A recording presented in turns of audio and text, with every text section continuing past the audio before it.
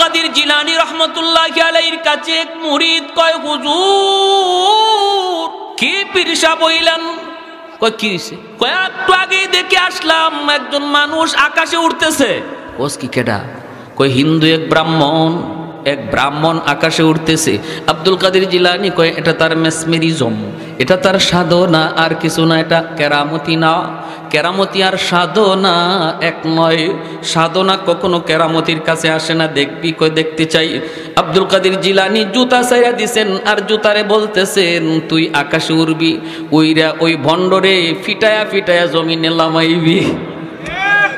কি ভাই, জুতা ছাড়ছেন বলে ওই দেখো কেরামতির পাওয়ার আর বন্ডামির পাওয়ার একটু দেখো।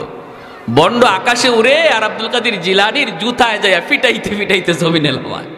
এজন্য অবাক কিছু দেখলে, অবাক কিছু শুনলেই কারোর প্রতি দুর্বল হওয়া যাবে না। আগে বুঝতে হবে সে খাঁটি না ভণ্ড। কেমনে বুঝবো? কয় আলেমের কাছ থেকে জানবো। কার কাছ থেকে জানবো? নিজে নিজে না, আলেমের কাছ থেকে, উলামায়ে কেরামের কাছ থেকে। আলাইকুম বিমুজালাসাতিল উলামা ওয়া ইস্তিমাই কালামিল হুকামা فإن الله تعالى يحيي القلب الميت بنور الحكمة كما يحيي الأرض الميتة بوابل المطر। নবী বলেন শেষ জামানায় ইমানের ডাকাত, বহুরূপী ইমানের ডাকাত তোমার পিছনে পিছনে ঘুরবে। তোমার লেবাস পরে পরে ইমানের ডাকাত তোমার পিছনে ঘুরবে।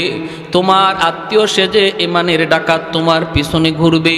কারণ একজন মুমিনের সবচেয়ে বড় দৌলত হলো দৌলতে ইমান। ওই দৌলতে ইমান যদি তোমার বাঁচাইতে হয়, নবী বলেন একা একা হাঁটবা না, নিজেরে পণ্ডিত মনে করবা না।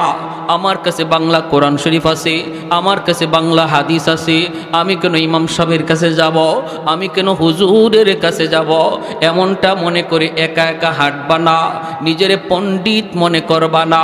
নবী বলেন যদি তুমি একা একা হাঁটো, নিজে নিজেই বুঝো, তাহলে ওই ইমানের ডাকাত অল্পতেই তোমাকে পথভ্রষ্ট বানাবে, ছুবল দিবে, ছুবল। আর যখনই দেখবে তোমার সম্পর্ক ইমাম সাহেবের সাথে, সম্পর্ক এলাকার আলিম উলামার সাথে, সম্পর্ক মাদ্রাসার সাথে, সম্পর্ক মুফতি মুহাদ্দিস সাহেবের সাথে, তখনই ডাকাত মনে মনে ভাববে না না ওর কাছে যাওয়া যাবে না, যায় কোনো লাভ হবে না। আমি যা বলবো সাথে সাথে হুজুরকে বলে দিবে, আর হুজুর সাথে সাথে তারে আরেক ফানি ফরা দিয়া দিব। ঠিক না? আমার ফানি ভরা এখানে চলবে না, তখনই আর পারবে না। দেখবেন আমাদের সমাজে যারাই ভিন্ন ভিন্ন মত লইয়া হাজির হয়, ভিন্ন ভিন্ন মত লইয়া, ভিন্ন ভিন্ন নামাজ লইয়া, ভিন্ন ভিন্ন জুম্মা লইয়া, ভিন্ন ভিন্ন জানাজা লইয়া হাজির হয়, এদেরকে যদি খালি আপনি বলেন ভাই আমি এত কিছু বুঝি না, চলো মুফতি সাহেবের কাছে যাই, তখনই কি বলবে শুনবেন? তখনই কব আমার পেটে তো একটা মুসর মারছে, বাথরুম থেকে আসি। কইব আমার একটু সমস্যা আছে, একটু আসি। যেই খালি আপনি বলবেন হুজুরের কাছে চলেন, হাফিজ সাহেবের কাছে চলেন, শাইখুল হাদিস সাহেবের কাছে চলেন, মুফতি সাহেবের কাছে চলেন, তখনই তারে দেখবেন হে জিন হয়ে গেছে, আর তারে খুঁজে পাওয়া যায় না। আর যখনই দেখবো আপনি একা, মাশাআল্লাহ কম বুঝেন না, তখনই সে আপনার সুযোগ নিবে। একটু জবান খুলে জিকির করি, এরপরে সামনের দিকে আগাবো। জরুরি একটা বয়ান আমার সামনে রয়েছে, মনোযোগ কার কার আছে একটু হাত উঠে আল্লাহকে দেখান। আল্লাহ প্রতিটা হাতকে তুমি কবুল করো। লা ইলাহা ইল্লাল্লাহ, লা ইলাহা ইল্লাল্লাহ, লা ইলাহা ইল্লাল্লাহ, লা ইলাহা ইল্লাল্লাহ, জোরে লা ইলাহা ইল্লাল্লাহ, লা ইলাহা ইল্লাল্লাহ,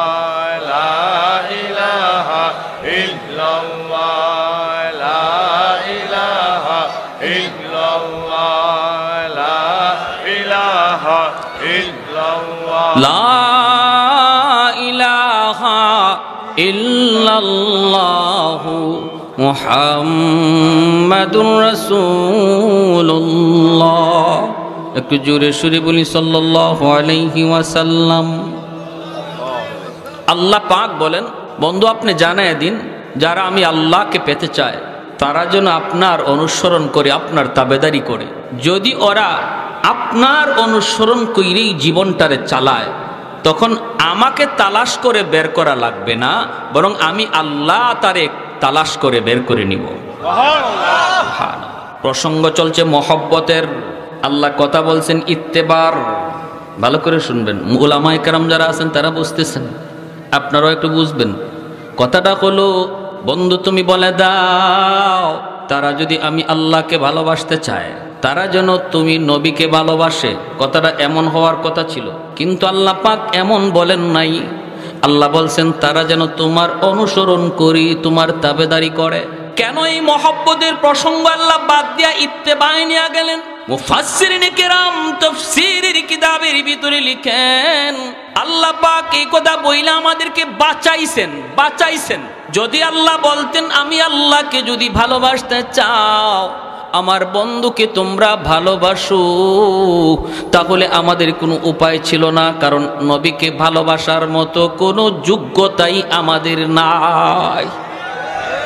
আল্লাহ যেন বুঝাইতে চাইলেন না বন্ধু না, ভালোবাসা আমার বান্দাবান্দির কাম নয়। ওদেরকে বলো তারা যেন তোমার অনুসরণ করে। তোমাকে ভালো যা বাসবো তো আমি আল্লাহ, কারণ তোমাকে ভালোবাসার যোগ্যতা আমি আমার বান্দাবান্দিকে দেই নাই। ভালোবাসা পুরাটা রাখছি আমি আল্লাহ আমার কুদরতি কলিজা। সুবহানাল্লাহ, আর একটু জোরে বলেন না। মহব্বত করবে নবীকে কে? আল্লাহ বলেন ভালোবাসবো তো আমি আল্লাহ ভালোবাসবো শুধু আমি আল্লাহ, কারণ আমার কাছে ভালোবাসা আছে। ও বন্ধু, তোমাকে ভালোবাসার মতো ভালোবাসা বান্দা বান্দির কাছে নাই। সুবহানাল্লাহ। তাদেরকে শুধু তাদেরকে বলো তারা যেন তোমার অনুসরণ করি। তুমি যেভাবে খাও সেভাবে যেন খায়, তুমি যেইভাবে পোশাক পরেছো তারা যেন সেই পোশাকটা পরে, তুমি যেইভাবে চেহারার নমুনা ধরেছো তারা যেন তার চেহারাটাও এই নমুনায় বানায়। তুমি যেভাবে নামাজে পাবন্দি ছিলা তারাও যেন এইভাবে নামাজে পাবন্দি হয়। তুমি যেভাবে পর্দা মাইনা চলছো বন্ধু, বলে দাও তারাও যেন এইভাবে পর্দা মাইনা চলে। তুমি যেইভাবে গান বাজনা থেকে দূরে ছিলা বন্ধু, বলে দাও তারাও যেন তাদের জীবনটারে গান বাজনা থেকে দূরে রাখে। যদি এইভাবে তারা চলতে যাইয়া কিছু ভুল ত্রুটি হয়ে যাবে, আমি আল্লাহ তাদের ভুল ত্রুটিগুলা মাফ কইরা আমার রহমতের কুলে টেনে নিব। আমার পর্যন্ত আসতে পারবে না, আমি আল্লাহকে পাওয়ার জন্য আমার পর্যন্ত আসতে পারবে না। যদি তোমার অনুসরণ কইরা হাঁটা শুরু করে, আমি আগায়া গিয়া কুলে তুইলা নিব। যেইভাবে মা সন্তানকে হাঁটা শিখায়, হাঁটা শিখানোর সময় সন্তান রে মা দূর থেকে সাইরা দেয়, সাইরা দিয়া মা ডাকতে থাকে বাবা আও, বাবা আও। বাচ্চাটা মা পর্যন্ত আসতে পারবে না, মা ভালো করে জানে, বাবা ভালো করে জানে বাচ্চাটা মায়ের পর্যন্ত হেঁটে আসতে পারবে না। এরপরও ডাক দেয়, বাচ্চাটা এক কদম দুই কদম দিয়েই ঠাস করে মাটিতে পড়ে যায়। কয়া ডাক দেয়, আম্মা কয়া ডাক দেয়। তখন দুই কদম দিলে পরি বাবা দৌড় দিয়ে, আম্মা দৌড় দিয়ে কুলে তুইলা কয় বাবা এই যে মারে তুমি ধরে ফেলছো, এই যে মারে ধরে ফেলছো, বাবারে ধরে ফেলছো।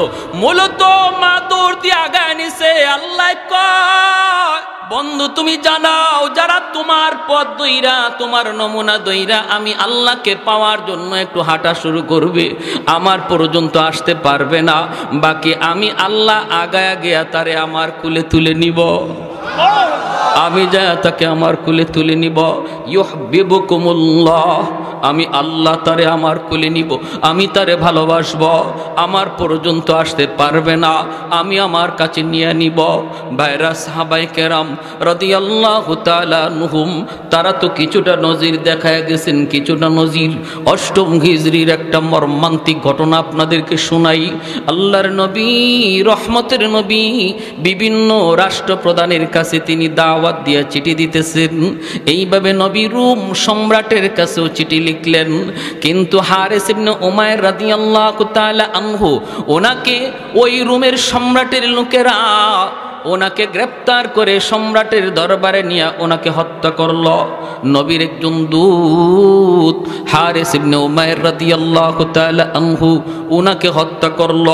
হাতগুলি কেটে দিল, পা কেটে দিল, চোখ উপড়ে ফেলল, চিঠিটা টুকরা টুকরা কইরা নিজের পায়ের তলে ফেলে দিল, অথচ এই চিঠির মধ্যে আমার নবীর নাম লেখা ছিল। নবীর নাম লেখা ছিল মুহাম্মাদুর রাসূলুল্লাহ। মুহাম্মাদুর রাসূলুল্লাহর পক্ষ থেকে শামের প্রধানের কাছে চিঠি, ইলা আজিজ শাম। সে খেপে গেল। 2 দিনের মোহাম্মদ মাত্র মদিনার রাষ্ট্রনায়ক, এখনই আমার নামের আগে তার নাম, নবীর নাম তার নামের আগে, এটা সহ্য করতে পারলো না। সাথে সাথে চিঠিটা ছিঁড়ে নিজের পায়ের নিচে ফেলে দিল। আর নবীর সাহাবী হযরত হারিস ইবনে উমাইর রাদিয়াল্লাহু তাআলা আনহুকে হত্যা করলো, হাত পা গুলি কেটে দিল। আল্লাহর নবী রহমতের নবীর কাছে এই খবর যেই মাত্র নবীর দরবারে আসলো, আমার নবী সইতে পারেন না। নবীজির চোখ থেকে দর দর করে পানি পড়ে নবী কান্দেন আর বলেন, আমার হারেসের তো কোনো দোষ ছিল না, আমি তো তারে দুধ বানায় পাঠাইছি, দুধের তো কোনো দোষ নাই। অপরাধ যদি করি আমি নবী করছি, আমার হারেসরে কেন মারল? তাও এইভাবে অঙ্গ প্রত্যঙ্গগুলি কাইটা দিল। মায়ার নবী, দয়ার নবী, রহমতের নবী গরম হয়ে গেলেন নবীজি। সাহাবায়ে কেরামের সামনে নবী বায়াত নিলেন, শপথ নিলেন, আমার হারেস হত্যার বিচার না নেওয়া পর্যন্ত, বদলা না নেওয়া পর্যন্ত আমরা কেউ শান্তিতে ঘুমাবো না। কারা কারা প্রস্তুত? সব সাহাবী নবীর হাতে হাত রেখে শপথ নিলেন। জুড়ে বলি আল্লাহু আকবার। তাহলে কি বোঝা যায়? ইসলামে খালি নরম না গরমও আছে? আমার নবী গরম হয়ে গেলেন। আল্লাহ বলেন ইসলাম হলো নরমের জায়গায় নরম, গরমের জায়গায় গরম। ইসলামে শুধু নরম নাই, ইসলামে শুধু গরমও নাই, ইসলামে নরমের জায়গায় নরম, গরমের জায়গায় গরম থাকতে কয়। মুহাম্মাদুর রাসূলুল্লাহ والذين معه أشداء على الكفار رحماء بينهم أشداء على الكفار বইলা আল্লাহ গরম হওয়ার কথা বলছেন, রুহামাউ বাইনাহুম দ্বারা নরম হওয়ার কথা বলছেন। আল্লাহ বলেন তাদের আখলাক হলো, আমার নবীর সাহাবীদের আখলাক হলো, ওরা নিজেরা বড় নরম, নিজেরা বড় নরম, নিজেরা কোনো মারামারি নয়, কাটাকাটি নয়। মুসলমানে ভাই কোনো দ্বন্দ্ব নয়। এক ভাই ভুল বুঝে আরেক ভাই ভুল শুধরায় দিবে, কিন্তু বিতর্ক নয়, ঝগড়া নয়, গালাগালি নয়, মারামারি নয়। মুসলমানের সম্পর্ক হলো ইমানের সম্পর্ক, ইমানের সম্পর্ক হলো রক্তের সম্পর্কের চেয়ে আরো গভীর, ঠিক কিনা? ইমানের সম্পর্ক রক্তের সম্পর্কের চেয়ে আরো গভীর। এজন্যই তো আবু বকর সিদ্দিক সন্তানকে বলেছিলেন, বদরের যুদ্ধে আবু বকর সিদ্দিক রাদিয়াল্লাহু তাআলা আনহু আমার নবীর পক্ষে, আর আবু বকর সিদ্দিক রাদিয়াল্লাহু তাআলা আনহুর সন্তান আবু জাহেলের পক্ষে। বাপ বেটা দুইজন দুই দিকে যুদ্ধ করতে নামছেন। পরবর্তীতে এই সন্তান মুসলমান হয়েছেন। মুসলমান হওয়ার পরে বলতেছেন, আব্বা বদরের ময়দানে আপনি 3 বার আমার তলোয়ারের নিচে পড়ছেন, এরপরও আমি তলোয়ার চালাই নাই। আবু বকর সিদ্দিক বলে, কসকি তুই কয়বার? বলে 3 বার। কেন তুই চালালি না? কারণ আপনি আমার আব্বা, কেমন করে তলোয়ার চালাই? আবু বকর সিদ্দিক বলে, তাহলে শুন বেটা শুন, তোরা যুদ্ধ করস দুনিয়ার কামাইয়ের জন্য, আর আমরা যুদ্ধ করি আল্লাহর সন্তুষ্টির জন্য। আমাদের কাছে আল্লাহর মহব্বত সন্তানের মহব্বতের চেয়ে বেশি। আমি আবু বকর বলতেছি, খোদার কসম, 3 বার নয়, যদি 1 বার আমার তলোয়ারের সামনে পড়তি বাবা, আমি 2 টুকরা করে দিতাম। কারণ আমি আমার আল্লাহকে আমার সন্তানের চেয়ে বেশি ভালোবাসি, আমার দ্বীনকে ইসলামকে আমি আমার সন্তানের চেয়ে ভালোবাসি। আমি ইসলাম যতদিন মানবে এই সন্তান ততদিন মানব। ইসলাম মানবে না, সে যদি সন্তান হয় তারে সন্তান মানি না, বাপও হয় বাপ মানি না। ইসলাম মানে না, যদি নেতা হয় নেতা মানি না। আওয়াজ দিয়ে জোরে বলেন। নেতা মানি ততক্ষণ যতক্ষণ ইসলাম মানে, নেত্রী মানে ততক্ষণ যতক্ষণ আল্লাহ রসুল মানে। আমি ততক্ষণ পর্যন্ত দল করি, দল যতক্ষণ ইসলাম মানে। যেদিন দল ইসলাম মানবে না, দল করি না। যেদিন নেতা নেত্রী ইসলাম মানবে না, আমার আল্লাহ রসুল নিয়ে কথা বলবে, নেতা নেত্রী মানি না, এর নাম হলো মুসলমান। প্যারে হাজিরিন, এটা হলো রুল। মাল ইমান ইয়া রাসূলুল্লাহ, ইযা সাররাতকা হাসানাতুকা ওয়া ইযা সাআতকা সাইয়্যাতুকা ফাআনতা মুমিন। নবী রুল বালাই দিলে স্কেল, এই স্কেল দিয়ে তুমি তোমার ইমান মাপো, ইমান আছে না নাই তুমি নিজে বুঝবা। ইসলামের পক্ষে কথা শুনলে যদি তোমার দিলে ভালো লাগে, বুঝবা তোমার ইমান আছে। ইসলামের বিপক্ষে কথা শুনলে যদি মনে কষ্ট লাগে, বুঝবা ইমান আছে। আর ইসলামের বিরুদ্ধে কথা শুনলে যদি তোমার কলিজায় ব্যথা না লাগে, কারণ যে বলছে সে তোমার বাপ, সে তোমার ভাই, সে তোমার বন্ধু, সে তোমার নেতা, সে তোমার নেত্রী, এজন্য তার কথায় তুমি ব্যথা পাইছো না। অথচ কথাটা আমার নবীরে হিট দিয়া কইছে, আমার আল্লাহরে হিট দিয়া কইছে, তারপরও তুমি তোমার অন্তরে ব্যথা লাগলো না। বুঝতে হবে কপালে নামাজ পড়া তুমি দাগ ফালাইতে পারো, কিন্তু আমার নবীর স্কেল বলে তোমার ইমান নাই, ইমান না। বছরে বছরে হজ করো, কোনো অসুবিধা নেই। দল বড় না ইসলাম বড়? আওয়াজ আসতে কোন জোরে কোন না কেন? দল বড় না ইসলাম বড়? আমরা কেউ কি কথা বলি, আল্লাহ আমার মরণ যেন যেই দল করি দলের উপরে হয়? কেউ কথা কয় বিএনপির, কেউ কথা বলে আল্লাহ বিএনপি করতে করতে যেন মরি, আল্লাহ আওয়ামী লীগ করতে করতে যেন আওয়ামী লীগ নাম লইতে লইতে যেন মরি, এই কথা কেউ বলে? কি আল্লাহ মরণ যেন আমার ইমানের হালে হয়, ঠিক কিনা? তাহলে বোঝা গেল দল বড় না ইমান বড়? নেতা নেত্রী বলো না ইসলাম বড়? এর নাম হলো ইমান, এর নাম হলো। যদি এই ইমান নিয়ে তুমি যাইতে পারো রে যুবক, ত্রুটি তোমার থাকলেও নবী শাফাতের জন্য রেডি। এতটুকু নির্ভেজাল ইমান নিয়ে যদি যাইতে পারো রে যুবক, আমার নবী তোমার শাফাতের জন্য রেডি। ভেজাল কিছু নিয়ে যায় না। বাইরা বন্ধুরা জন্য বলতেছিলাম, ওই যে হারিস ইবনে উমাইর রাদিয়াল্লাহু তাআলা আনহু, মায়ার নবী খেপে গেলেন। নরম নবী, এত নরম দিলের নবী খেপে গেলেন। নবী খেপে বলতেছেন, সাহাবীরা হাতে হাত রেখে শপথ নাও। সব সাহাবী শপথ নিলেন। আল্লাহ নবী বলতেছেন, শুনেছি ওরা 2 লক্ষ মদিনা আক্রমণের জন্য আসতেছে। আমি 3000 সেনাবাহিনী প্রস্তুত করলাম। 3000-এর মধ্যে নবী বলেন 4 জন সেনাপতির নাম ঘোষণা করব, 3 জনের নাম বলবো, 4র্থ জনের নাম বলবো না। এই 4 জন, যে 3 জনের নাম বলবো, এই 3 জন অবশ্যই যুদ্ধে যাবে, আর বাকিরা মন চাইলে যাইও, না চাইলে আমার বাধা নাই। তবে আমি নবী বলতেছি, আমার আল্লাহ বলেছেন এই যুদ্ধে দুশ্মন 2 লাখ হলেও মুসলমানের বিজয় হবে। ভাইরা বন্ধুরা, আল্লাহ নবী বলেন আজকের যুদ্ধের প্রথম সেনাপতি হবে আমার কলিজার টুকরা সন্তান, নবীজির সন্তান, পালক পুত্র সন্তান যায়েদ ইবনে হারেসা। আমার নবী দয়ার নবীর পালক পুত্র যায়েদ ইবনে হারেসা নবীজি এই যুদ্ধের সেনাপতি, প্রথম সেনাপতি বানাইলেন। যুদ্ধের নাম হলো জঙ্গে মুতা। ইসলামের ইতিহাসের অনেক বড় এক যুদ্ধ, অনেক বড় এক যুদ্ধ। নবী বলেন, সাহাবীরা রে, আমি তোমাদের সাথে এই যুদ্ধে যেতে পারবো না। আমি মদিনায় থেকে গেলাম, কারণ বিভিন্ন রাষ্ট্রপ্রধানের কাছে চিঠি লিখছি, চিঠি লিখতে হবে, উত্তর আসবে, উত্তর দিতে হবে। আমি তোমাদের সাথে এই যুদ্ধে যেতে পারলাম না। তোমরা যুদ্ধে যাবা, কিন্তু আমি নবী না গেলেও আমার মন দিল তোমাদের সাথে। দেহটা থাকবে মদিনার মসজিদে, দিলটা থাকবে তোমাদের সাথে। আমি মদিনার মসজিদে বসে বসে যুদ্ধের হালচাল দেখবো। আল্লাহু আকবার। মায়ার নবী, দয়ার নবী বলেন আজকের যুদ্ধের প্রথম সেনাপতি আমার সন্তান যায়েদ ইবনে হারেসা। এই নেতা নেত্রীরা একটু ভালো করে শোনো, যারা রাজনীতি করে ভাই একটু শোনো, শোনো, দেখো নেতার আদর্শ দেখো। নেতা যুদ্ধে পাঠাইতেছে সবার আগে নিজের ছেলে, আর আমাদের দেশের নেতা ছেলেরে পড়ায় লন্ডনে, আমেরিকায়, আমার পোলারে পাঠায় যুদ্ধে। কি আপনি আমার ফুলাফানরে পাঠায় পিস্তল দিয়া আর রিভলভার দিয়া, আর তার ফুলারে আমেরিকা পড়ায়।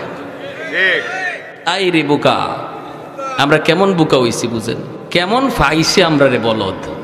মায়ার নবী, দয়ার নবী বলেন আমার পুত্র সর্বপ্রথম সেনাপতি। আল্লাহু আকবার কর।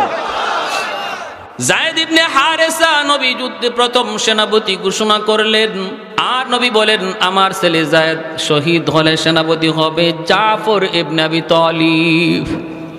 নবী বলেন, জাফর শহীদ হলে সেনাপতি হবে আব্দুল্লাহ ইবনে রাওয়াহা। নবী বলেন, সেনাপতি হবে আব্দুল্লাহ ইবনে রাওয়াহা। তিনজন সেনাপতির নাম বললেন। এরপরে নবী বলেন, আব্দুল্লাহ শহীদ হলে সেনাপতি হবে চতুর্থ একজন। তোমাদের পরামর্শে আমি তার নাম বললাম না, কিন্তু তার হাতেই বিজয় আসবে। আল্লাহু আকবার। সে হবে আল্লাহর তলোয়ার, আল্লাহর তলোয়ার। নবী বলেন, সে হবে মালিকের তলোয়ার। নাম উপাধি হলো সাইফুল্লাহ। প্রথম তিনজন সেনাপতির নাম নবী ঘোষণা কইরা নবী শহীদ শব্দ লাগায় দিলেন। প্রথম সেনাপতি যায়েদ ইবনে হারেসা, শহীদ হলে জাফর ইবনে আবি তালিব, শহীদ হলে আব্দুল্লাহ ইবনে রাওয়াহা, শহীদ হলে একজন। তাহলে তিনজন শহীদ, তিনজন প্রথম সেনাপতি, তিনজন প্রথম কাতারের সেনাপতির নামের সাথে নবী শহীদ শব্দ যোগ কইরা নবী কথার ইঙ্গিত দিয়ে দিলেন, এই তিনজন আজকের যুদ্ধে তারা শহীদ হয়ে যাবে। এমনকি ওই তিনজন তারা নিজেও বুঝে ফেলছেন, নবী আমার পরে যেহেতু আরেকজন সেনাপতির নাম ঘোষণা করেছেন, তাহলে এই যুদ্ধ থেকে আমি জীবিত আইতে পারবো না, এই যুদ্ধে আমি শহীদ হয়ে যাব। আমার পরে নবী আরেকজন সেনাপতির নাম ঘোষণা করেছেন, যার পরে আরেকজন সেনাপতির নাম ঘোষণা করেছেন। তিনি বুঝে গেছেন এই যুদ্ধে তিনি শহীদ হয়ে যাবেন। এরপরে মায়ার নবী, দয়ার নবী বলতেছেন, যাও পরিবারের কাছ থেকে বিদায় নিয়ে আসো। আমার নবী রহমতের নবী, মায়ার নবীও জানেন আজকের যুদ্ধে তার কলিজার টুকরা সন্তান যায়েদ ইবনে হারেসাকেও নবী চিরদিনের জন্য হারাইবে। যায়েদ ইবনে হারেসা কার কাছ থেকে বিদায় নিবে? কেউ তো নাই, মদিনায় কেউ নাই। যায়েদ ইবনে হারেসার মদিনায় আপন বলতে কেউ নাই, আছেন শুধু আমার মায়ার নবী আর একটা ছেলে, যেই ছেলের নাম হলো উসামা। বয়স হলো মাত্র 13 বৎসর। যায়েদ ইবনে হারেসার বাড়ি তো মক্কা মদিনা নয়, বাড়ি তো হলো ইয়ামেন। অতএব তার আত্মীয় স্বজন মক্কা মদিনায় কেউ ছিল না, বাপ মা কেউ মক্কা মদিনায় না। যায়েদ ইবনে হারেসার বয়স যখন 10 বছর, তখন তিনি ইয়ামেনে মার সাথে নানার বাড়িতে যাইতেছেন। ওই অবস্থায় রাস্তায় ডাকাত দলের হাতে তারা হামলার শিকার হলেন। ডাকাতেরা হামলা করে যা ছিল নিয়ে গেল, আর যায়েদ ইবনে হারেসা ছোট্ট বালকটারও তারা কিডন্যাপ করলো। ওনাকে নিয়ে তারা মক্কার উকাজ নামক বাজারে উঠাইল। তখন মানুষ বেচা কেনা হইতো, উকাজ নামক বাজারে উঠাইল, দাম ধরলো, আর ওই দাম অনুপাতে কিনলেন তাকে আম্মাজান খাদিজাতুল কুবরা রাদিয়াল্লাহু তাআলা আনহা। আম্মাজান খাদিজাতুল কুবরা রাদিয়াল্লাহু তাআলা আনহা যায়েদকে কিনে নিয়ে গেলেন। যায়েদ ইবনে হারেসা আম্মাজানের ঘরে গিয়া তিনি এইবার বুঝলেন যে মানুষের মাঝে মায়া আছে, দয়া আছে, দরদ আছে। এতদিন পর্যন্ত ডাকাতদের হাতে থাকতে তিনি বুঝেন না এই মানুষের দিলে যে মায়া আছে, দরদ আছে। মানুষ দেখলে যায়েদ ভয় পাইতো, ছোট্ট বালক মানুষ দেখলে ভয় পাইতো, মনে করতো মানুষ মানে হিংস্র জানোয়ারের চেয়ে আরো খারাপ। কিন্তু আম্মাজানের ঘরে গিয়ে তিনি শান্তি পাইলেন, মানুষের দরদ মায়া তিনি বুঝলেন। আম্মাজানের সাথে আমার নবীর বিবাহ হলো। এরপরে আম্মাজান যায়েদকে নবীকে হাদিয়া দিয়ে দিলেন। আল্লাহর নবীর কাছে চলে আসলেন যায়েদ ইবনে হারেসা। এখন তো আরো মহামানব দরদি নবীর ঘরে আসলেন, নবীর খেদমত করেন, নবীর গোলাম যায়েদ। আস্তে আস্তে বড় হইতেছেন, নবী মায়া করতেছেন, বড় হইতেছে। এইদিকে ইয়ামেনে তার বাবা তার মা পাগল, মা শুধু রাস্তায় রাস্তায় যায়েদ যায়েদ কয়া কান্দে, বাবা শুধু দেশ দেশে যায়েদ যায়েদ কয়া ঘোরে। ওই অবস্থায় পাগলের মতো মা বাবা, আর কোনো সন্তান নাই, একমাত্র যায়েদ। মক্কায় কিছু মানুষ ইয়ামান থেকে আসলো হজ করার জন্য। আল্লাহ নবীর সাথে যায়েদকে দেখেই তারা চিনে ফেলেছে, এই ছেলেটা তো আমাদের যায়েদের মতো মনে হয়। যাকে তার মা দীর্ঘদিন আগে হারাইছিল, কয়েক বছর আগে হারাইছে, ডাকাতের হাতে অপহরণ হয়েছে। আমাদের জায়েদেই তো ইয়ামেনের লোকগুলি তারা বাড়িতে যাওয়ার পর জায়েদের আব্বাকে যায় জানাইলো, তোমার সন্তান জায়েদকে আমরা পাইছি বলে। কোথায়? মক্কায় মুহাম্মদের কাছে। যাও তুমি মুহাম্মদের কাছে যাও, মুহাম্মদের গোলাম। কিন্তু আমরা জানি মুহাম্মাদুর রাসূলুল্লাহ বড় নরম দিলের মানুষ। যদি তোমরা যায় বলো আমাদের ছেলেটা ডাকাতের হাতে অপহরণ হয়েছিল, সব কিছু খুলে বলবা, দেখবা মুহাম্মদ তোমাদের সন্তানকে তোমাদের কুলি ফিরায় দিবে। জায়েদের বাবা জায়েদের চাচাকে লইয়া মক্কায় হাজির। আমার নবী, মায়ার নবী, দয়ার নবীর ঘরে হাজির। আল্লাহ নবীর কাছে আইসা পরিচয় দিলেন, আমরা ইয়ামেন থেকে এসেছি। কেন? কই শুনেছি আপনার কাছে একটা ছেলে আছে, আপনার গোলাম, নাম হলো জায়েদ। মায়ার নবী বলেন, জায়েদ তো আমার গোলাম, তো কি হয়েছে কোন? তখনই জায়েদের বাবার চোখ থেকে টলটলায় পানি পড়ে, কারণ যেই বাবার সন্তান হারাইছে সে জানে সন্তান হারানোর ব্যথা কত কষ্টের। যেই মার সন্তান হারাইছে সেই মা জানে সন্তান হারানোর ব্যথা কত কষ্টের। মরে যাওয়াটা এত কষ্ট নয়, হারায়া যাওয়া যত কষ্ট। মরে যাওয়াটা এত কষ্টের নয়, হারায়া যাওয়া যত কষ্টের। কারণ সর্বদা সর্বক্ষণ মার অন্তরে শুধু জ্বালা, হায় রে আমার ছেলেটা, আমার মেয়েটা এখন কোথায় আছে, কোন জায়গায় আছে, কোন অবস্থা আছে, কি করতেছে। ভাইরা বন্ধুরা, জায়েদের আব্বা যখন হাউমাউ করে কান্দা দিছে আর বলতেছে, নবী গো, জায়েদ আমার সন্তান, একমাত্র সন্তান হারাইছি, ডাকাতের হাতে অপহরণ হয়েছিল। এরপরে মা পাগল, আমি বাবা পাগল, এখন শুধু রাস্তায় রাস্তায় ঘুরি। খবর পাইলাম আপনার কাছে, চলে আসলাম। এই যে অনেকগুলি হাদিয়া আনছি, অনেকগুলা স্বর্ণ মুদ্রা নিয়ে আসছি, আমার সন্তানটারে ফিরাইয়া দেন। মার কোলে সন্তানটারে ফিরাইয়া দেন, লাগে আপনি পয়সা নেন। আল্লাহর নবী তখন বলতেছেন, একটু থামুন, পয়সা লাগবে না, পয়সা লাগবে না। নবী বলেন, আমি নবী এতিম, আমি নবী বাবা পাই নাই, বাবার আদর কেমন আমি নবী তা জানি না। আব্বু ডাকে কত মজা আমি নবী জানি না। অতএব আমাকে পয়সা দেওয়া লাগবে না, আপনি একটু অপেক্ষা করুন। নবী ডাক দিলেন পাশের রুমে, জায়েদ এইদিকে আসো। জায়েদ ইবনে হারেসা তিনি আসলেন। ঘরে ঢুকেই তিনি দেখেন দুইটা মানুষ বসা। চেহারাটার দিকে তাকাইয়েই চিনে ফেললেন, জায়েদ আমার হারানো বাবা। বাবাও চিনে ফেলেছে হারানো সন্তান জায়েদ। দৌড় দিয়া বাবা সন্তানের বুকে জড়ায় ধরে কান্দে। ছেলে বাবাকে ধরে কান্দে, বাবা ছেলেকে জড়ায় ধরে কান্দে। ভাইরে, কারো চুকে এমন নাই যে ওই সময় কেউ কাঁদে নাই। নবী কাঁদতেছেন, জায়েদের চাচা কাঁদতেছে, বাবা কান্দে, ছেলে কান্দে। আল্লাহর নবী, রহমতের নবী তখন বলতেছেন, জায়েদ তুমি চিনছো ওনারা কারা? জায়েদ কো, নবী গো চিনে ফেলেছি, আমার আব্বা, আমার চাচা। আল্লাহর নবী বলেন, জায়েদ তোমার আব্বু আসছে তোমাকে নিয়ে যাওয়ার জন্য। তোমার মা তোমার জন্য পাগল পারা হয়ে রাস্তায় রাস্তায় ঘুরে, তুমি চলে যাও বাবার সাথে। ও জায়েদ, যদি বাবার সাথে যেতে চাও, মায়ের কাছে ফিরত যাইতে চাও, যেতে পারবা। আর যদি আমি নবীর কাছে থাকতে চাও, আমি তোমাকে দূরে সরায়া দিব না। আমি নবীর কাছে যদি থাকতে চাও, আমি তোমাকে আগলে রাখবো। যদি বাপ মার কাছে যাইতে চাও, যেতে পারো। অপশন দুটো আল্লাহর নবী দিয়া দিলেন। এইবার জায়েদ ইবনে হারেসা সিদ্ধান্ত নিবেন, বাপ মার কাছে যাবেন না, নবীর কাছে থাকবেন। মাথাটা নিচের দিকে দিয়া দিছেন। জায়েদের বাবা তাকায় তাকায় কাঁদতেছে। কিছুক্ষণ বাবার দিকে তাকায় মাথাটা নিচু করে ফেললেন। এরপরে আমার দয়ার নবীর চেহারার দিকে তাকাইছেন, আর চোখ ফিরান না।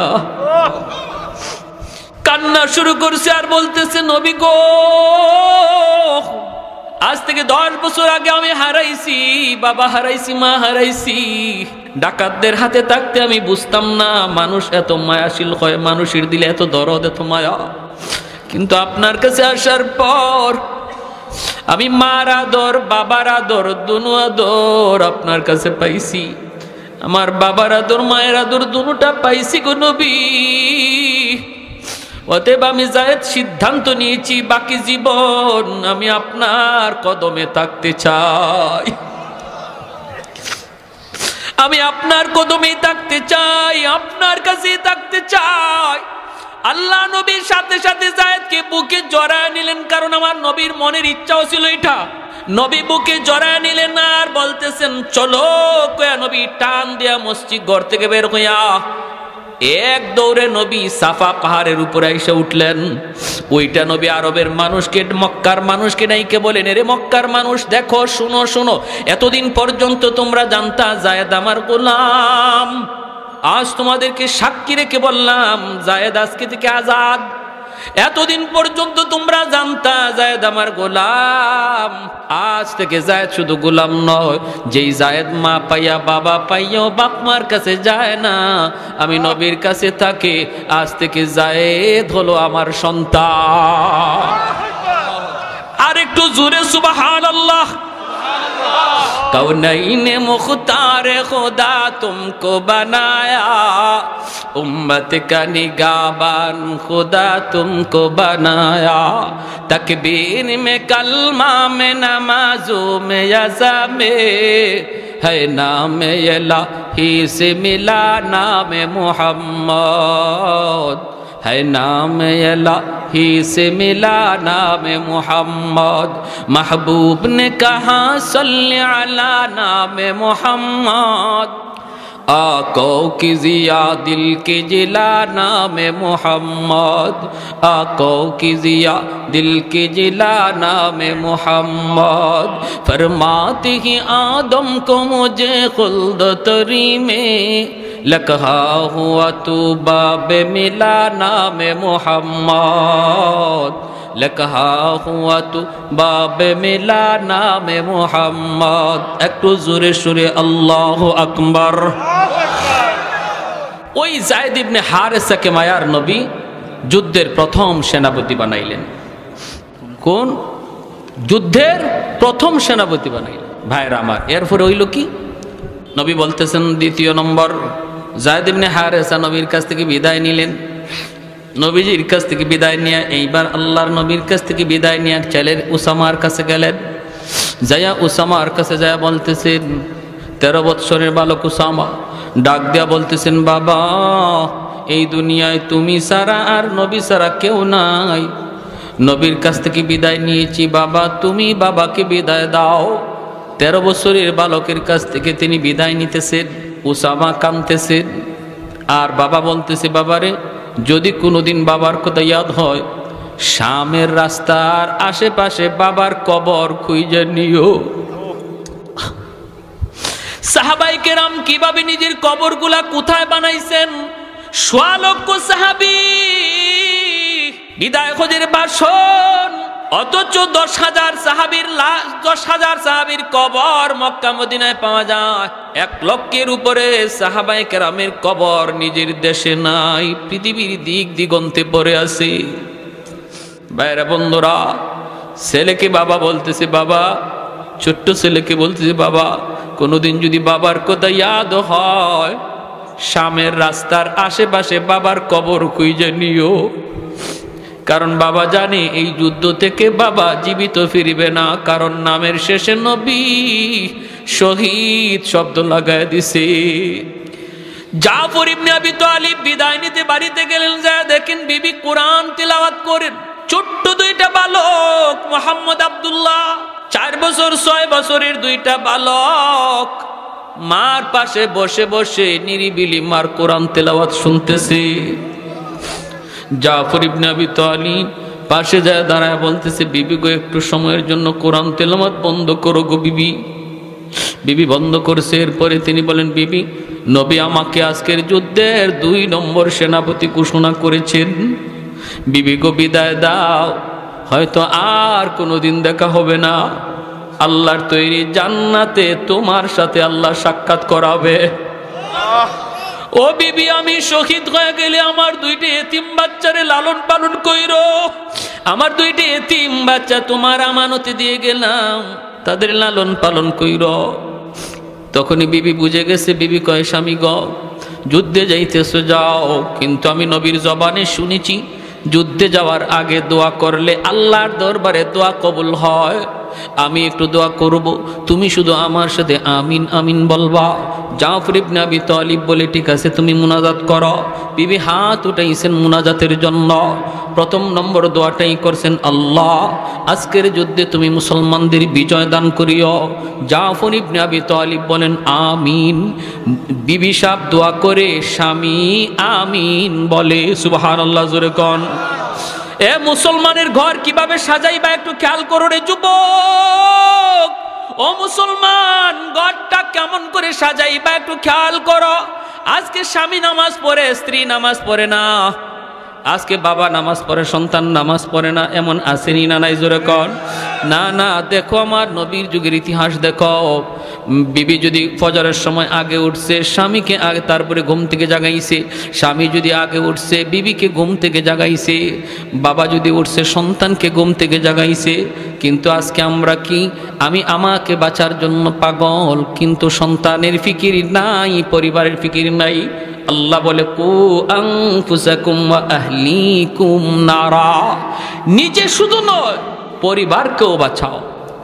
2 নম্বর দোয়া করে, মালিক এই যুদ্ধে দুশ্মন হাজারেরও নয়, লক্ষের উপরে, মুসলমান সংখ্যায় কম, তুমি মুসলমানের মনোবল বাড়ায় দিও। জাফর ইবনে আবি তালিব বলেন আমিন। 3 নাম্বার দোয়া করতেছি, বিবি আল্লাহ আমার ছোট 2টা বাচ্চা, আল্লাহ আমার ছোট 2টা বাচ্চা, এই বাচ্চার মুখের দিকে তাকাইয়া আল্লাহ আমার স্বামীর তার বাচ্চাদের কাছে তুমি জীবিত ফিরিয়ে দিও। সাথে সাথে জাফর ইবনে আবি তালিব আমিন বলা দূরের কথা, হাতটা নামায়া ফেলছেন। তলোয়ারের বাট দিয়ে বিবির হাতটা আস্তে করে নামায়া দিতেছেন। বিবি গো, হাতটা নামাওয়ার মুনাজাত লাগবে না, তোমার 3টা দোয়ার 2টা দোয়া আল্লাহর কাছে কবুল হবে, 3 নাম্বার দোয়া কোনোদিন কবুল হবে না। কারণ আমার মায়ার নবী জবান দিয়ে আমার পরে আরেকজন সেনাপতির নাম বলেছেন, আমার পরে আরেকজন সেনাপতির নাম নবী ঘোষণা করেছেন। এতেই বোঝা যায় এই যুদ্ধে আমি আর জীবিত ফিরব না। যেই যুদ্ধে সেনাপতি জীবিত ফিরে, এই যুদ্ধে দ্বিতীয় সেনাপতির নাম নবী নেয় না। বাইরা বন্ধুরা, এই বইলা জাফর আর কথা বাড়াইলেন না, বিবির কাছ থেকে বিদায় নিয়ে বের হয়ে যাবেন। এমনি 4 বছরের বাচ্চাটা আব্দুল্লাহ বাবার হাতে ধরছে, বাবার জামা ধরে কয়, আব্বু সামনে ঈদ আসতেছে, বন্ধু বান্ধবদের অনেকেরই দেখলাম তাদের বাবা মা নতুন কাপড় কিনে দিছে, আব্বু তুমি বুঝি বাজারে যাইতেছো আমাদের জন্য ঈদের কাপড় কিনবা? জাফর আকাশের দিকে মুখটা উঠাইয়া চোখের পানিটা মুছে বাচ্চারে বুঝাইতে দেন না, জবাব দিলেন না, শুধু এতটুকু বুঝলেন, মালিক আমার অবুঝ বাচ্চাটারে তুমি বুঝতিও, আমার ভাষায় কোনো বুঝ নাই। এই বলে চলে গেলেন। 3 নাম্বার সেনাপতি আব্দুল্লাহ ইবনে রাওয়াহা মাত্র বিয়ে করেছেন, নতুন বিবির সাথে এখনো বাসরঘর হয় নাই। ওই অবস্থায় ডাক এসেছে মদিনা থেকে, মদিনার মসজিদে নববী থেকে। যাইয়ে খবর পেলেন 3 নাম্বার সেনাপতি। আবার তারপরে আরেকজন সেনাপতিও নবী বলেছেন, আব্দুল্লাহ ইবনে রাওয়াহা, তিনিও বুঝলেন এই যুদ্ধে তিনি শহীদ, জীবিত ফিরবেন না। অথচ বিয়ে করেছেন, নতুন বিবির চেহারাটা পর্যন্ত এখনো দেখেন নাই। ঘোড়ার পিঠে সওয়ার এ যুবক, দিলটা নরম করে কিছু কথাগুলি শুনো। আজকে তোমার কারণে আমার কারণে যে ইসলামের ক্ষতি হয়ে যায়, কিয়ামতের ময়দানে এই সাহাবীদের সামনে কেমন করে মুখ দেখাইবা? তাদের সামনে কেমন করে মুখ দেখাইবা? ঘোড়ার পিঠে সওয়ার হইয়া আব্দুল্লাহ ইবনে রাওয়াহা দরজার পাশে যাইয়া ঘরে না ঢুইকা আওয়াজ দিতেছেন, বিবি আজকের যুদ্ধে তোমার স্বামী 3 নম্বর সেনাপতি, বিবি গো অনুমতি দাও, যুদ্ধে যাবার অনুমতি দাও। বিবি বলতেছে, স্বামী গো একটা বারের জন্য তুমি শুধু আন্দরের ভিতরে আসো, আমি তোমার চেহারাটা এক নজর দেখব, যেন কিয়ামতের ময়দানে চেহারা দেখা স্বামীকে চিনতে পারি। আব্দুল্লাহ ইবনে রাওয়াহা কয়, না গো বিবি না, আমি ভিতরে ঢুকবো না। দেখেন পর্দা কতটুকু, বিবি তো ওই সময় ঘর থেকে বের হইলেই তিনি দেখতে পারতেন স্বামীরে, কিন্তু পর্দা লঙ্ঘন হবে বিদায় আন্দুরির ভিতর থেকে বের হয় নাই।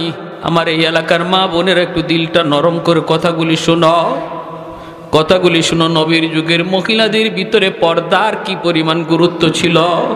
আব্দুল্লাহ ইবনে রাওয়াহা কয়, না না, আমি ঘরে ঢুকবো না গো বিবি, তোমার চেহারা যদি আমি দেখি, আমি শুনেছি তুমি মদিনার সবচেয়ে সুন্দরী নারী, আরবের ভিতরে তুমি অনেক সুন্দরী, তোমার চেহারাটা যদি আমি দেখি, যুদ্ধের ময়দানে তোমার মায়াবী চেহারা আমার চোখের সামনে ভেসে উঠতে পারে, যদি চেহারা ভেসে উঠে যুদ্ধ করতে আমার ব্যাঘাত ঘটবে না গো বিবি, আমি দেখতে পারলাম না।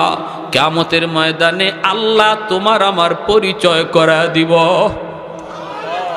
জান্নাতে পরিচয় হবে পরিচয়। এই বইলে তিনি রওনা দিয়ে দিলেন, বাইরা যুদ্ধে চলে গেলেন তিনজন সেনাপতি। এইদিকে আমার নবী মসজিদে নববীতে, মায়ার নবী তিনি তো মসজিদে নববীতে বসে যুদ্ধের হালচাল দেখতেছেন। টিভির পর্দার মতো আল্লাহ যুদ্ধের চিত্রটা নবীর সামনে তুলে ধরেছেন। জোরে কোন সুবহানাল্লাহ। নবী কান্দেন আর বলেন, আমার যায়েদ ইবনে হারেসা শহীদ হয়ে গেছে, আমার যায়েদ শহীদ হয়ে গেছে। সেনাপতি জাফর ইবনে আবি তালিব, জাফর ইবনে আবি তালিব, নবী বলেন আমার জাফর শহীদ হয়ে গেছে।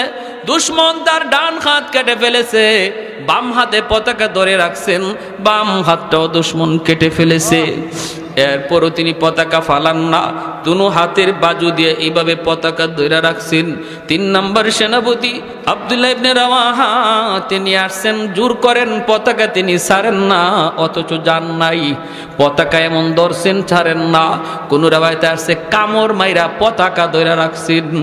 আব্দুল্লাহ ইবনে রাওয়াহা পতাকা টানতেছেন, কামড় তো ছাড়ে না। এবার তিনি বলতেছেন, জাফর পতাকা অন্য কেউ টানে না, পতাকা টানতেছে আমি আব্দুল্লাহ, যার নাম নবী তোমার পরে সেনাপতি ঘোষণা করছে। বলা মাত্রই কামড়টা ছেড়ে দিয়েছেন, পতাকা হাতে নিছেন, যুদ্ধ করে করে শহীদ হয়ে গেলেন। 4র্থ নম্বর সেনাপতি হলেন খালিদ বিন ওয়ালিদ, যার উপাধি হলো সাইফুল্লাহ। সুবহানাল্লাহ, জোরে বলেন। সেই খালিদ বিন ওয়ালিদের হাতে ইসলামের বিজয় আসলো। কিভাবে আসলো? কম কথা শেষ করে দিব, শুধু একটা আবদার আপনাদের কাছে, এতটুকু ত্যাগ, এতটুকু কোরবানি যে সাহাবায়ে কেরাম দ্বীনের জন্য করছেন, আমাদেরও কিছু কোরবানির যদি সময় আসে, প্রয়োজন পড়ে, কারা কারা প্রস্তুত আছে?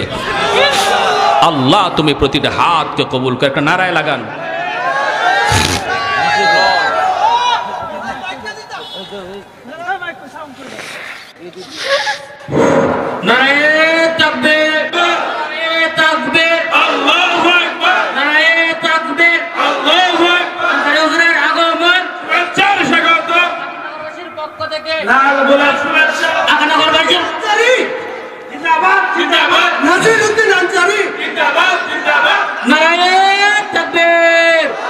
আলহামদুলিল্লাহ। আমার ভাইরা ভালো করে শুনেন,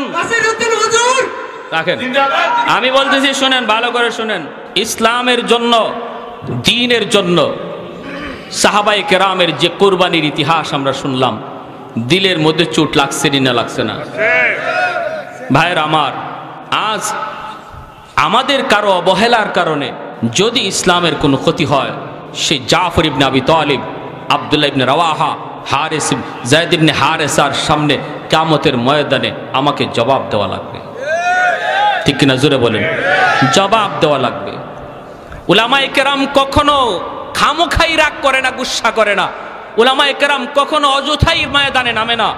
উলামায়ে কেরাম নবীর হাদিস পড়ানোতে নিয়ে আসছে, উলামায়ে কেরাম দ্বীনের কাজে ব্যস্ত আছে, উলামায়ে কেরাম দ্বীন নিয়ে ব্যস্ত। কিন্তু যদি কখনো উলামায়ে কেরাম ময়দানে নামে, বুঝতে হবে এটা সবার ইমানি দায়িত্ব। আরে হাজিরিন, আমরা বলি তোমরা তোমাদের দায়িত্ব চালাও, তোমরা তোমাদের পদে আসো, আমাদের কোনো মাথা ব্যথা নাই। তুমি মেজর মেজরগিরি করো, তুমি ডাক্তার ডাক্তারি করো, তুমি ইঞ্জিনিয়ার ইঞ্জিনিয়ারি করো, তোমাদের বিষয় নিয়ে আমাদের কোনো মাথা ব্যথা নাই। কোনো আলেম মেজরের সাথে টক্কর দিতে যায়ও না, কোনো ডাক্তারের সাথে কোনো আলেম ডাক্তারি বিদ্যা নিয়ে তর্কতে যায়ও না, কোনো ইঞ্জিনিয়ারের সাথে কোনো আলেম টক্করে যায়ও না। তুমি কেন আলেমদের সাথে টক্কর দিতে আসো?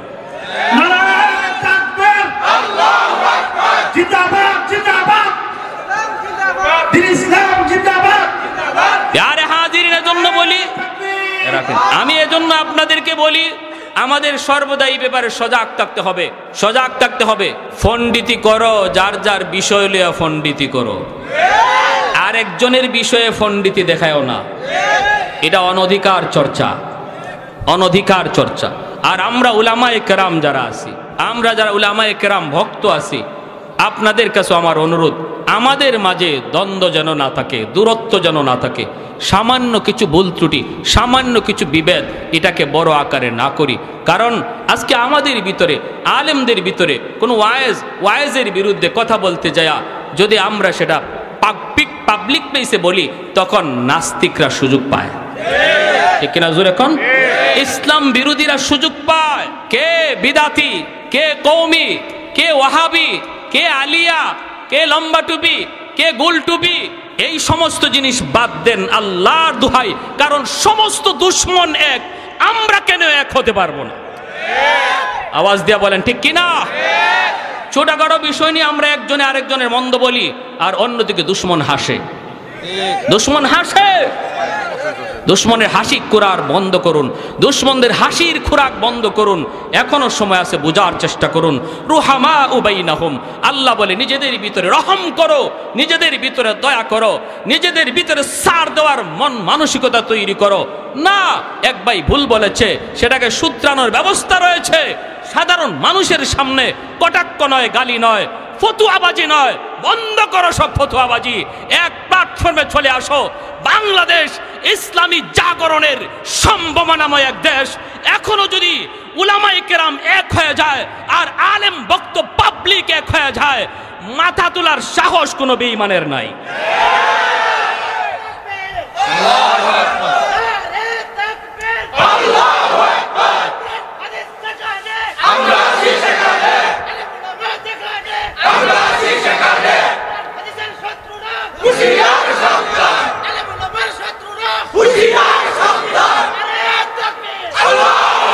মাশাআল্লাহ, আমার ভাইয়েরা, বন্ধুরা, এই মসজিদের জন্য আমি আপনাদের কাছে একটু কুরবানি, এরপরে ঘটনাটা শেষ করে মোনাজাত দিয়ে দিব ইনশাআল্লাহ। মসজিদের জন্য কিছু চাওয়া হয়েছে, আল্লাহর ঘর মসজিদের জন্য। আর হবে না এখন, বলেন মসজিদের জন্য কি কি কি কি লাগবে এটা কোন?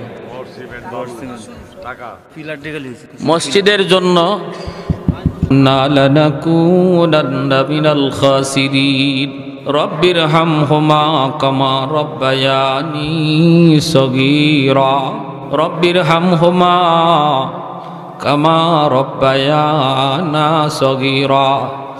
রব্বুল আলামিন, একটু মায়ার নজরে, কুদরতি নজরে একটু তাকায় দেখো, তোমার বান্দারা বসে বসে তোমার কথা, তোমার হাবিবের কথা, সাহাবায়ে কেরামের কথা শুনতেছে। আমলখানা যদি পছন্দনীয় হয়, এর উসিলায় আমাদের জীবনের সব গুনাহ খাতাগুলি মাফ করিয়া দাও। আয় আল্লাহ, যারা হাত বাড়াইছি মালিক, জানি না গো মালিক, কার হায়াত কতদিন দুনিয়ায় বাকি আছে। কত যুবক ঘর থেকে বের হয় আর ঘরে ফিরে না, কত বাবা সন্তানের কাছ থেকে হাসি মুখে ঘর থেকে বের হয়ে যায় আর সন্তানের কাছে ফিরে আসে না। ও মালিক, জানি না আমাদের হায়াত কতদিন কিভাবে তুমি রাখছো। আল্লাহ, বেনামাজি বানায়া তুমি কাউকে মরণ দিও না গো আল্লাহ। কাটি দিলে তওবা করলাম। আল্লাহ, আমাদের সবাইকে পাক্কা নামাজি দিনদার বানায়া দাও।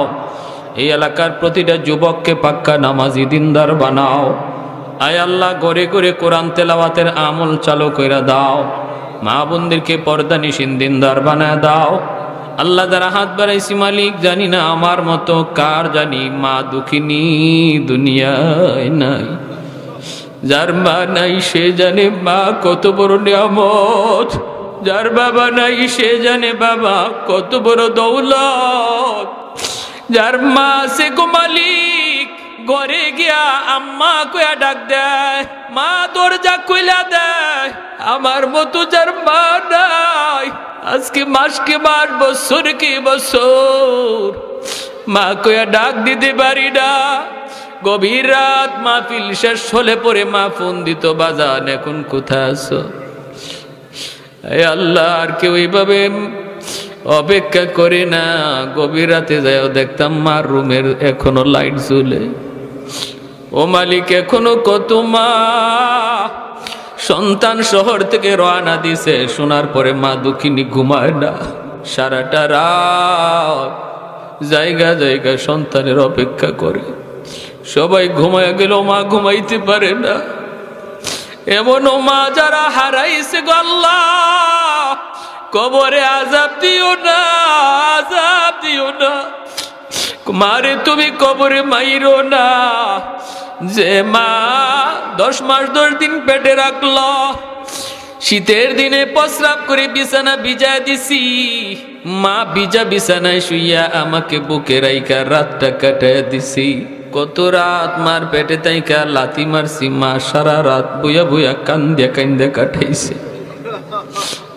খাইতেছে মা, আমি পেটে লাথি মারছি, পেটে শুয়া পেটে তাইকা মার খানা বদ্ধ হয়ে গেছে, পাশে রুবে আবার কাঁদলে। আব্বা জিকে, কি গো তুমি খাইলা না কেন, চলে আসছো, কি হয়েছে? তখনও মা বাবারে কয় না, তোমার সন্তান আমারে লাথি মারছে। চোখের পানিটা ফলে কয়, কিছু হয় নাই, তুমি যাও। এমন সন্তান আজকে চোখের পানি জড়াইয়া তোমার দরবারে কান্দে গো মালিক। মারে তুমি কবরে মাইরো না, আযাব দিও না। আল্লাহ তোমার হাবিব বলেছে, সন্তানের চোখের পানির উসিলায় তুমি বাপ মার কবরের আযাব মাফ করো। একটু মায়ের নজরে তাকাও। ওই আগানগর মাহফিলে কত যুবক, কত সন্তান চোখের পানিটা জড়ায় জড়ায় মাল লাগি কাঁদতেছে। ও মাওলাই কারীম, যেই বাবা খাইতে বসছে আমি পাশে যা দাঁড়াই, বাবা নিজের মুখের লোকমা আমার মুখে তুইলা দিছে। বাবা ঘর বানায় দিয়া গেল, আমার মাথার উপরে লাইট জ্বলে, ফ্যান ঘুরে, কিন্তু বাবা যেই ঘরে শুয়ে আছে আলো নাই, বাতাস নাই, কীট পতঙ্গের ঘর, সাপ বিচ্ছুর ঘর, একাকী থাকার ঘর, অন্ধকার ঘর। আল্লাহ বাবা মার কবরে তুমি জান্নাতি আলো বাতাসের ব্যবস্থা করে দিও। ও মালিক, বাপ মার জন্য আমাদেরকে দুনিয়াতে কান্দাও, আমাদের আম্মা আব্বারে কবরে কান্দাইও না। আম্মা আব্বারে কবরে কান্দাই। কত সন্তান মার কবরে পাশ দিয়ে চইলা যায়, একটু মার কথা ইয়াদ করে না। বাবার কবরে পাশ দিয়ে চইলা যায়, ছেলেটা চইলা যায়, একটু ইয়াদ করে না। বাপ মা কবরে শুয়ে শুয়ে কষ্ট পায়। আল্লাহ মেহেরবানি করে, মেহেরবানি করে বাপ মার কথা বেশি বেশি ইয়াদ করার তৌফিক দাও। আল্লাহ নামাজে নামাজের বাইরে সর্ব জায়গায় আমাদের জবানে আল্লাহ তোমার শিখানো দোয়া জারি করে দিও। রব্বির হামহুমা কামা রাব্বায়ানি সগীরা। আদরের দাদা দাদি, নানা নানি, শ্বশুর শাশুড়ি, বিবি বাচ্চা, ভাই বোন, কত মায়ার মানুষগুলি নিজের হাতে কবরে রাখছি গো মালিক, যাদের হাসি মুখের চেহারা এখনো চোখের সামনে ভাসে, যারা একদিন এই ঘরে ঘুমাইতো, এই রাস্তা দিয়ে হাঁটতো, এই মসজিদে সেজদা দিত, তারা আজ কোথায় গেল, কোথায় রইল, কিভাবে রইল? আল্লাহ তুমি ছাড়া কেউ জানে না। আমরাও যারা আজকে এই রাস্তায় একদিন হাঁটি, আগামীকাল আর একজন হাঁটবে, আমি শুয়ে থাকবো কবরে। এই মরণের কথাটা আমাদের বেশি বেশি ইয়াদ করার তৌফিক দিও। আমার মসজিদের পাশে যুবক সারাটা রাত, ঈদের রাত টেইলারি কাজ করলো, টেপ বাজলো, টেপের গান বাজলো, ফজরের সময় গিয়া সবাই দরজা ধাক্কায়, দরজা খুলে না, ধাক্কায় ধাক্কায় দরজা ভাঙলো, শাটার ভাঙ্গা দেখে টেপের গান এখনো চলে। যুবক দুনিয়ায় নাই। ও মালিকের জন্য আমার যুবক ভাইদের অন্তরে মরণের ভয় ঢুকাও, তোমার মহব্বত ঢুকাও, দুনিয়ার নাপাক ভালোবাসা অন্তর থেকে মুছে দাও। আয় আল্লাহ, নাপাক পচা গান্দা ভালোবাসা থেকে অন্তরকে মুক্ত করো, অন্তরটারে তোমার ভালোবাসায় পরিপূর্ণ করে দাও। আয় আল্লাহ, এই এলাকার যত মুমিন মুমিনা ডাইনে বামে সামনে পিছনে কবরে শায়িত এই মাহফিলের খাতিরে প্রত্যেকের কবরকে জান্নাতের বাগিচা বানায় দাও। এই মাহফিলখানাকে কবুল করো, প্রতি বৎসর যেন তা করতে পারে। আল্লাহ সব ধরনের বাধা বিপত্তি কুদরতি হাতে তুমি দূর করো। আয় আল্লাহ যুবকগুলিকে মাহফিলের দিকে আগায় আসার তৌফিক দান করো, এর উসিলায় তাদেরকে ইসলামের সৈনিক বানাও।